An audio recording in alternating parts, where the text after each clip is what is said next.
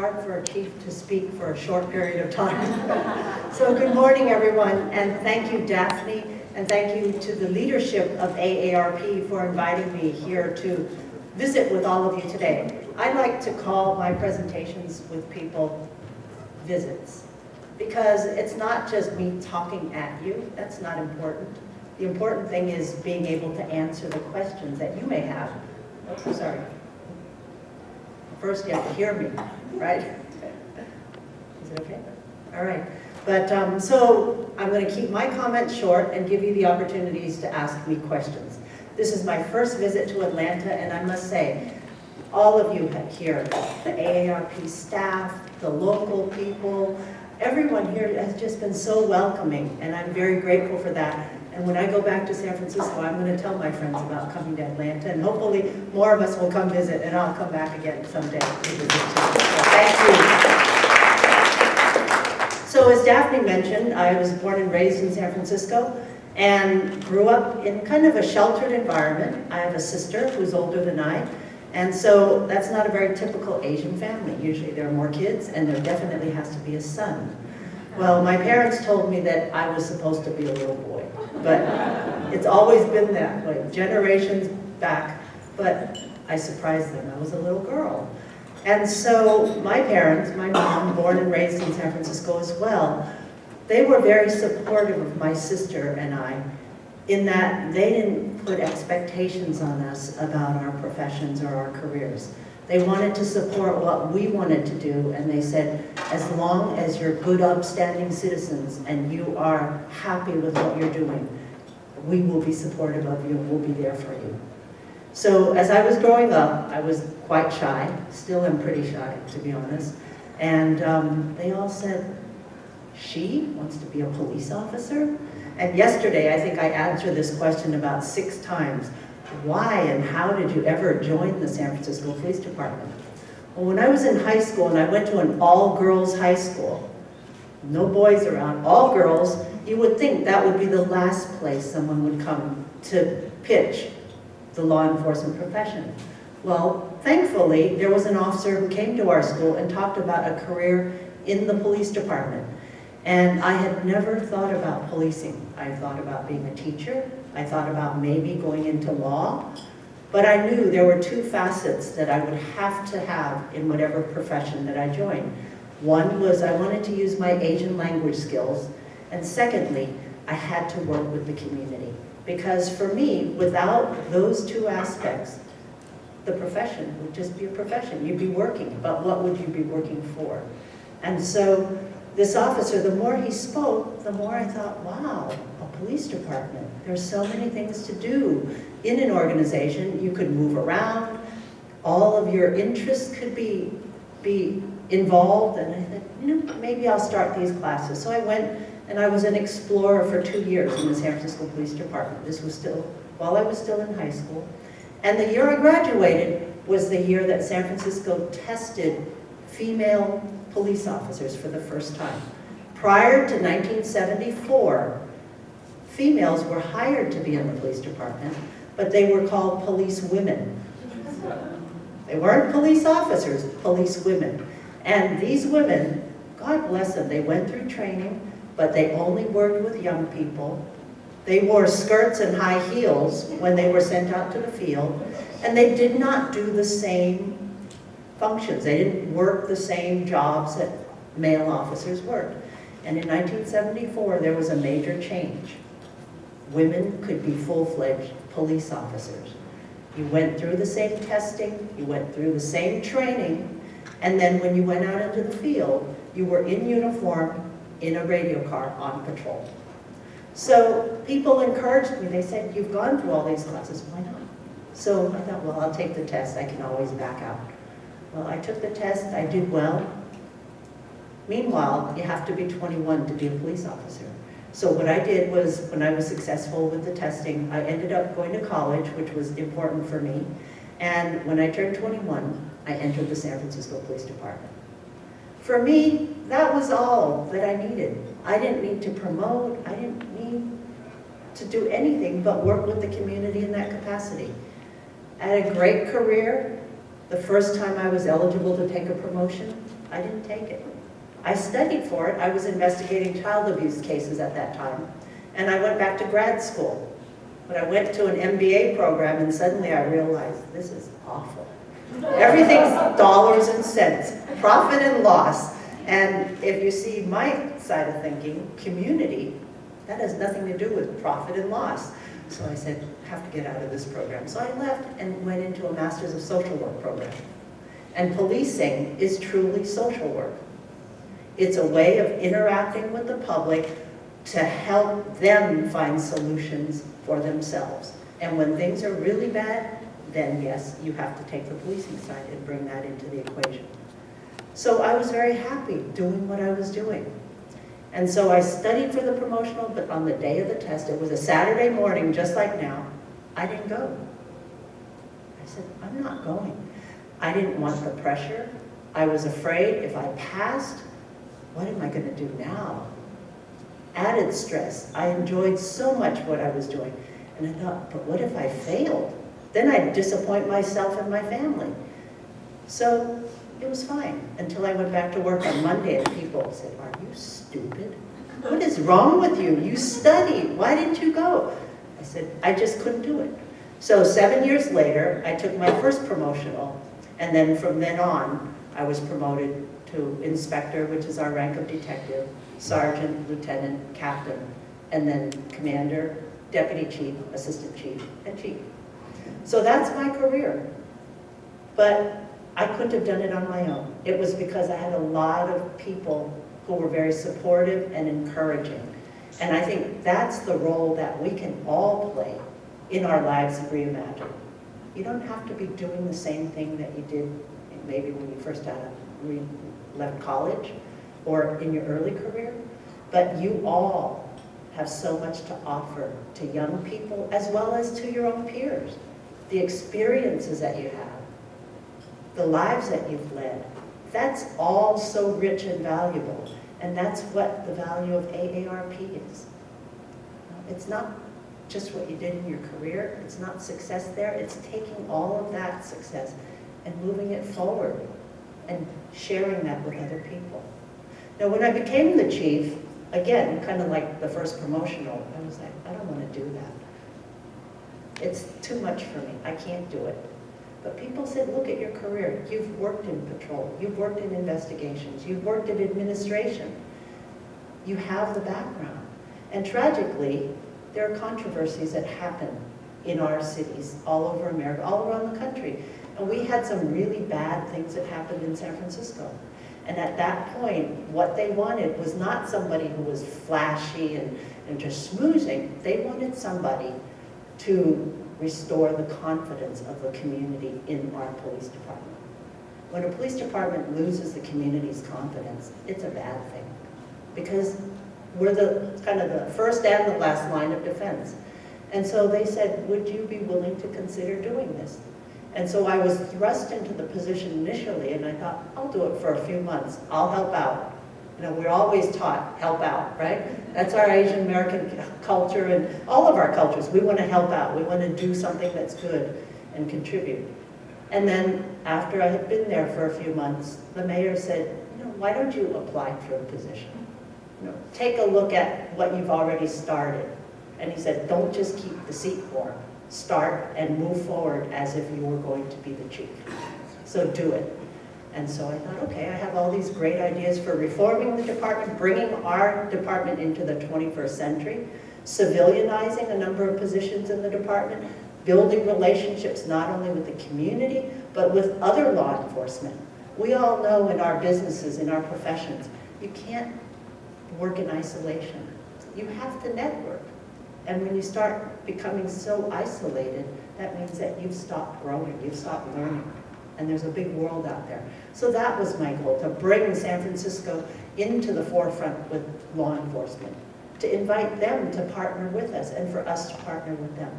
So these are some of the initiatives that I was gratefully had the opportunity to instill in our department. And now the train's moving forward. And after 5 years, they say 5 years is about the length of a career. in law enforcement as far as a chief's job, and most police departments only have about 100 people.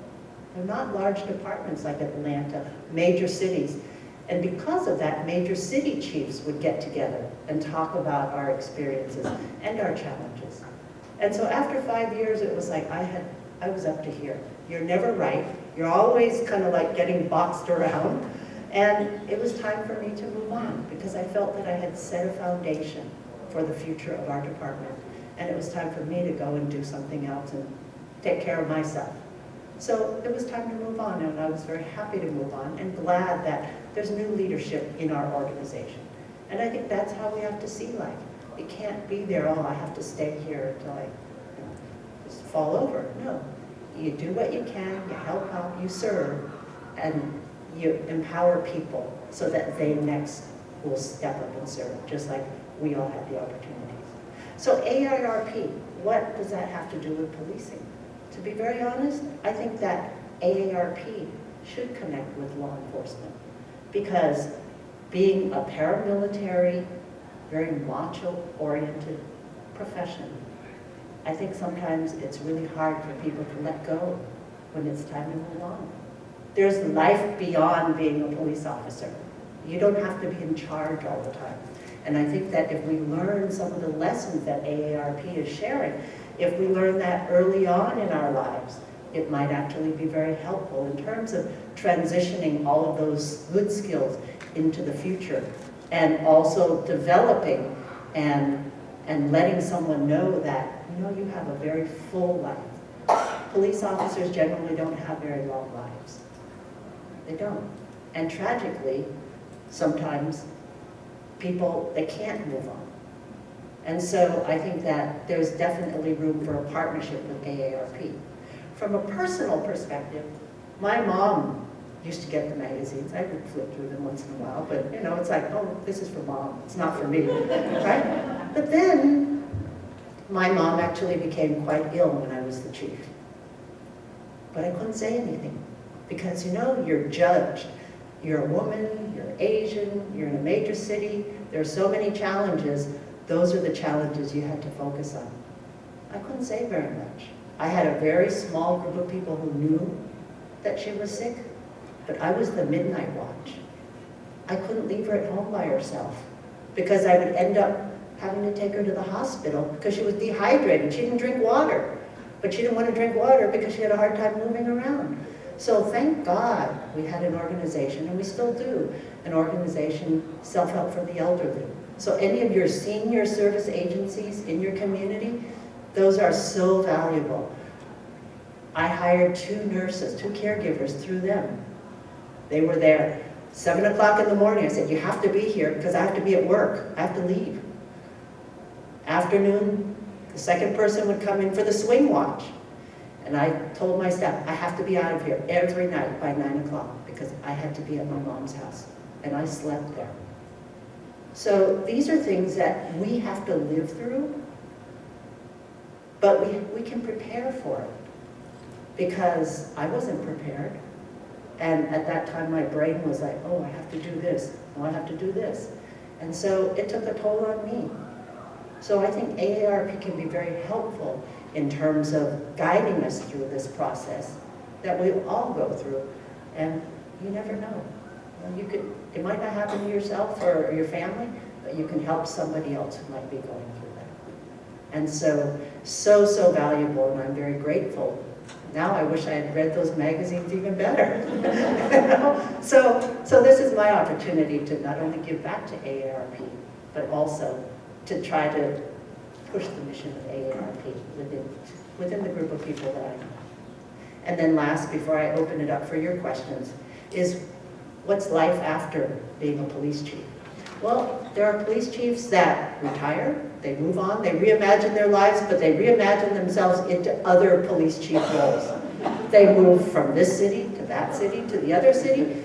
There's nothing wrong with that if that's what you want. That wasn't for me. I didn't want to be the chief again. I had done my time, but I felt that things that I learned, as well as issues that I feel very strongly about, are very important to me still.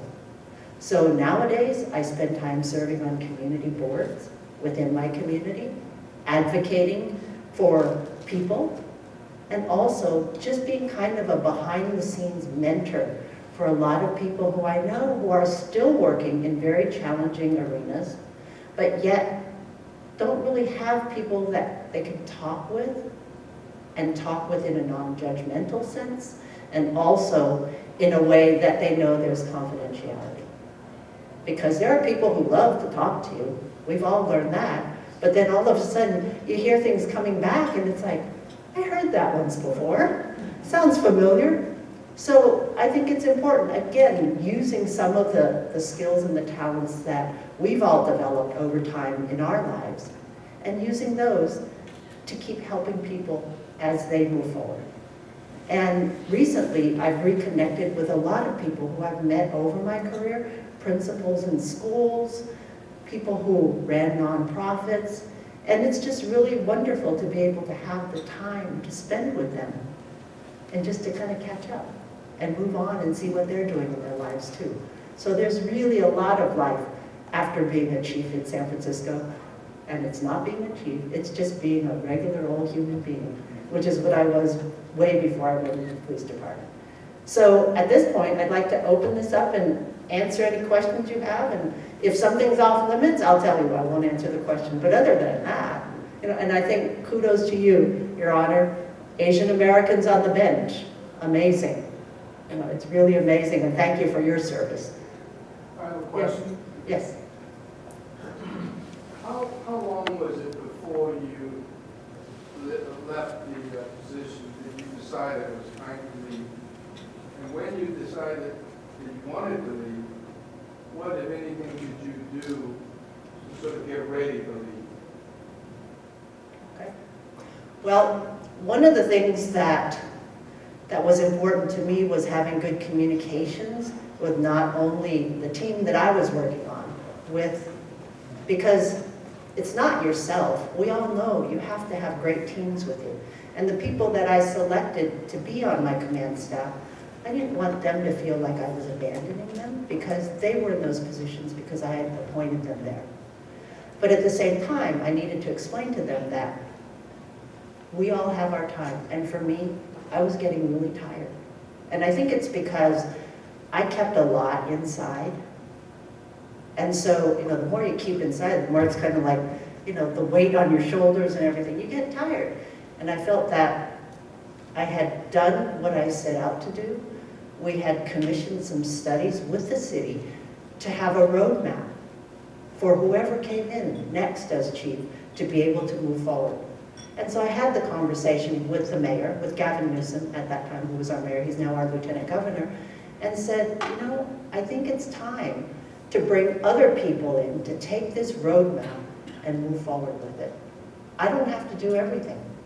I had a specific role, I had a specific responsibility in my mind to kind of bring things to a certain level, and then it was time for me to go. So I talked with him, and I said, for me, what was really important was not just to go out there and just pick anybody, but to have a valuable process to look at nationwide. Not to just say we have to stay here. No, there are a lot of talented people throughout this country. I said, let's have a process. I could only have a limited role because I didn't want to pick my successor, but I was willing to give my input to not only the mayor, but also to our police commissioners. And so that's what I did. I offered my help in finding the next chief. And I also offered to stay there until that new person was brought in. And I met with that new person after he was selected, just to share my perspective and share with him what had happened and kind of where he could go if he wanted with the pack. And I think that's really important, because so often it's like someone leaves and the next person coming in, it's like, hey, what happened here? And you take all your papers with you, you take all your notes, you empty all the file cases out. That's the mindset. And I said, you can't do that, because you can't start from scratch every time. So I hope that answers your question. Well, I meant for you personally, I mean, did you have a vision about what you were going to do after you leave the police department? And you talked about you being serving on community boards and all that. Did you have a plan? That's what you wanted to do before you left and try to implement that? Or did you just sort of left and then decided, now I can see what else I want to do? I knew in my mind that I wanted to continue working with the community, but I wasn't going to step out as the chief the first day and next day jump into something, because I was really, really tired. I needed to take time to rest, and I didn't know I was actually sick. I was ill. So it took a year for me to kind of step back, rest, recuperate, and then kind of get my energy back to go. And the other thing is, when you're the chief 24 hours. You can go to sleep, but when you wake up, it could be because the cell phone's ringing, your home phone's ringing, something's gone terribly wrong, or they're just calling to let you know something is happening. And then you have to make sure that things are right, things are done well, or that you have to make certain notifications. And so it was just great to be able to go to sleep. And for about the first week, it was like, how come my cell phone's not ringing? It's like your brain, you know better, but it's like, nobody's calling me. It's 3 in the morning. And then all of a sudden, it's like, I don't even have to put the phone in the room. Take the phone out. I need to sleep. So I wasn't ready to just dive into something. I had to take a little break. And gratefully, I'm able to kind of keep doing things now. Other questions? Yes, sir. I heard about a lot of profiling. People, police person, have certain profiles, do certain athletic group or so and so forth. How about with the department? Do you have that kind of profiling subconsciously or non-subconsciously? Do you have that kind of profiling? You mean officers profiling people in the community? Or police people, or how do you handle this? Well, that's a big issue in all police departments, because there's a stereotype and there's this belief that this happens. In any organization, you're going to have people who don't do the right thing. So if I said there's no profiling, I think I would be dishonest. I think that what you have to try to do is make sure that your training and your supervision of personnel is such that if you see certain things happening, that you have to turn it around and nip it in the bud. Is there criminal profiling? Yes. But criminal profiling and racial profiling can be two separate things. Because think of it this way, if something happens, a crime happens, and you call the police, what are you going to say? You're going to say, what happened? And then they're going to ask you, well, who did it? So if you say, who did it, and you give a description of somebody, then when that information is given to the officers, they have to go and look for that description of who did it. But you can't just say, because a description is a certain person, color, that you then stop everybody that's from that ethnic group. Just like, and I'll use Asian gangs. We have Asian gangs in San Francisco. If you said, well, the Asian gangs did this, you can't go and stop every Asian American or Asian person in the community. You have to be limited in how you use that description. And that's a challenge that requires us to be even better at tracking information that our officers use, tracking the types of stops they make. In San Francisco, we implemented a form that people had to fill in, and then we would put that into the computer system so that we could see, is a certain star number making an inordinate number of stops on certain types of individuals or certain genders. So you have to do things like that, but the key is training and having a strong policy, and then being willing to say something about it when something happens, not just as a supervisor, but even as a line staff member. We have to police ourselves. Okay. Oh, one more? Okay, one more. So this is two sides of the coin. Mhm. So as you moved up the ranks in the police force, did you encounter challenges for both being a woman and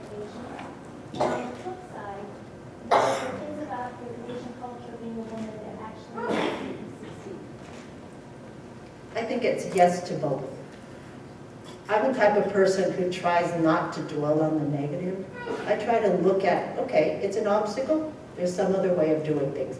Because if you dwell on the negative, all of a sudden you find that you're just kind of there. And it's, for me, it's very demoralizing. So when things like that happen, I would just say, hey, okay, move on, next thing. The key is you have to have confidence in the work that you're doing, and that you have to have confidence that you're doing the right thing. And to do the right thing, you have to have integrity. And people know I was a straight shooter. You know, if we had 2 cases where something happened, and one person was somebody I knew, an officer I knew, and the other person was somebody I didn't know, I'd handle it the same way. You have to be that way. Because once you allow people to start kind of manipulating you, then what's the truth any longer? So whatever it was, I lost friends. People to this day will not talk with me because I would take action in a certain way on something. It was wrong. You could have been my academy classmate, but what you did was wrong. And you have to face the facts. Because the other thing that I inherited was there were all these cases that were just kind of put aside for year after year after year. Because who likes, those of you who are parents, who wants to deal with discipline? Who wants to discipline anybody? It's human nature. We're people. We want to help people. We don't want to discipline them. But in any organization, you know that. You know that that's part of the responsibility. So, but on the other hand, I think that the community was excited about having a female, someone who would listen, someone who could communicate in their own language. And so it was wonderful for me. I value the community so much, and hopefully I was able to contribute to that community, to my community, as well as all around the country. There's one more hand. Do you want me to or no? So you've had some great experiences. Do you think you'd ever write a nonfiction or fiction book? People have asked me that, but I'm not quite ready to do that. Okay. Because, again, it might have to be fiction, and the names are changed to protect the innocent, right? The unique perspective that you're bringing to the table, I think even fiction would be awesome. Right, but I have to really think about that. And somebody told me once, every day you should have written some notes on a piece of paper and put it in a shoebox, and put that shoebox away, and one day pull that out. And I said, well, I didn't do that, so there's no shoebox. So it has to come from my brain if it ever happens. But I don't know. I really don't know. Thank you. So thank you.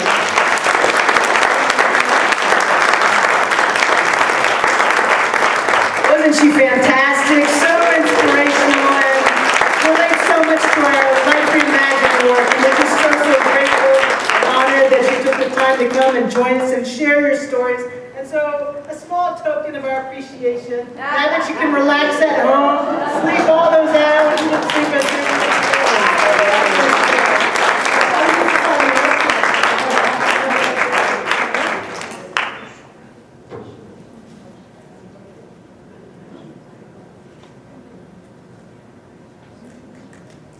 Thank you so much, Chief Fong. And boy, when she talked about the hard work and really the stress that she went in those years that I was in San Francisco and she was chief, she went through some very, very difficult times with the force, with a lot of the controversies, and she just handled it with such grace. And so she really is somebody truly, truly very special.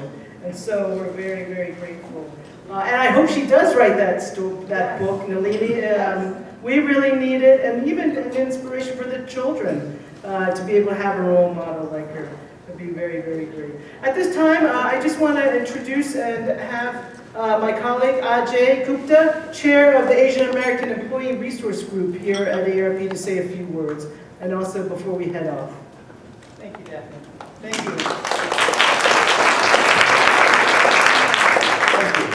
My name is Ajay Gupta, as Daphne mentioned. I work in information technology at AARP, and also have the privilege of representing our Asian American employees across the organization. So on behalf of all of our employees across the enterprise, I wanted to thank you and welcome you here. Thank you, Chief Fong, for your very inspirational remarks about the real possibilities beyond just our careers and onto our second careers. And I also want to thank all of you for welcoming us at AARP into Atlanta. We had the great privilege of doing some community service at the CPAC's organization on Thursday, and just having been here all week, we see why we chose the city of Atlanta for our event. It's very welcoming, very homely city, and just something that we have just privileged to be a part of. This is one of our largest events that we've had at AARP, and look forward to coming back here soon. I'd also like to ask our Asian American and CERG team members who are here today to introduce themselves and their departments. Do you want to kick off, Ron? Right, Ron? Sure. Ron Mori with the Multicultural Markets and Engagement Department. Kira Tao with the Portfolio Management Group. So with the ARP Foundation. Louis Lee with procurement. Maria Lee with Digital Membership Experience. King Wong with the ARP Foundation. And we have one more, Victoria McFinsky, who's part of our team this week, also works in information technology. So as you see, I am Susan Wei. I'm working in information technology. Yeah, and Susan works in Lakewood. Anybody else? So we do span the entire enterprise, and we're very happy to be here in Atlanta, and return to the larger team than we think. Yes. Currently at Jersey, working out of the national office in Jersey. Delaney McGowan with Multicultural Markets and Engagement. And June Gao, Multicultural Markets and Engagement. Michelle Yang, Chief Medical Officer, AARP Services. And Simon, who working with IE. Also in Lakewood. AARP, we are larger than even we think sometimes. Thank you all. Thank you so much, Ajay. Thank you so much. I just want to also acknowledge Dr. Charlotte Ye is one of the highest ranking AAPIs at AARP as a Chief Medical Officer in our Services Division. So, Charlotte, thank you for coming. So as I close out today, we want to thank you for coming. We've been inspired by Chief Fong and her words of wisdom. We've met new friends, and we hope that especially those Atlanta community leaders who are here for the first time, you'll join us next year in Boston in May, the next one, and then San Diego next September. So those will be the next AARP Life at 50 Plus conferences. And before we talk about the next part of our day, which is going to be the meal packing, community service is always part of the work that AARP does, and we really thank you for taking the time to join us, those of you that are able to. We're going to be packing some meals to provide to the local community. But before that, we want to also have a raffle. We have 2 prizes, and so I want to invite Chief Fong to help me draw the first prize. Oh, actually, I got 3 prizes. Okay, so we can two prizes first. I'll tell you a funny story. One time I went to a Senior Action Network event, and they asked me to draw a prize, and I drew the name of one of our district supervisors who was the most anti-police department. So I had to be pro for a long time. It was good. We tried to build bridges. Victoria. Victoria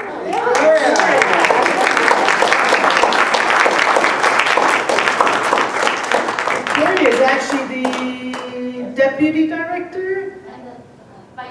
Vice President of the Center for Pan-Asian Community Services, where we did our community service. So here's for your hardworking, I know you're on your iPad all the time, so, or your computer, so that's your special gift for us today. Okay.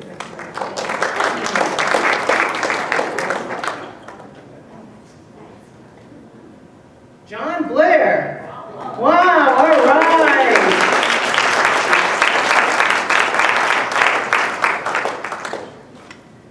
John, we are going to give you a Life Reimagined book that's hot off the press. And so, read it, go through it. You can actually start to download this for free off the application. What do you use? iPhone apps, the iTunes app. So, yeah, so you can also download it for those of you that didn't get a copy of that. Okay, one more.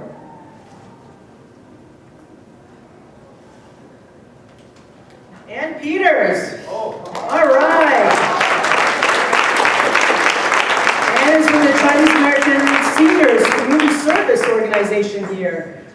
So thank you so much. So here's your ARP keychain.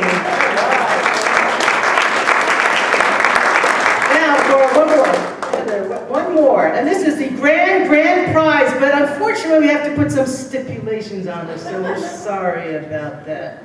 But it is 2 tickets for tonight's Gloria Estefan concert. Wow. But the caveat is we can only give it to those that don't have tickets for tonight's concert. So if you already have tickets, please let us know, and we'll have to draw again until we reach someone that doesn't have tickets yet. So this will be the grand prize for 2 tickets for the Gloria Estefan. Yes? You want to go to Gloria Estefan? Okay. And the winner is, Son. Did I pronounce your name right? Yes. All right. Do you have tickets for tonight's Gloria Estefan? Are you able to go? Yeah. So Gloria Estefan.